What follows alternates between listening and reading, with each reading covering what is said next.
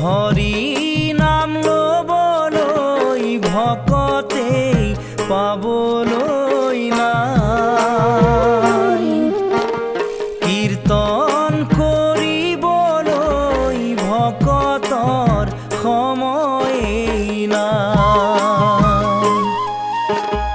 হৰি নাম লবলৈ ভকতে পাবলৈ নাই, কীৰ্তন কৰিবলৈ ভকতৰ সময়েই নাই। ভকত বৎসল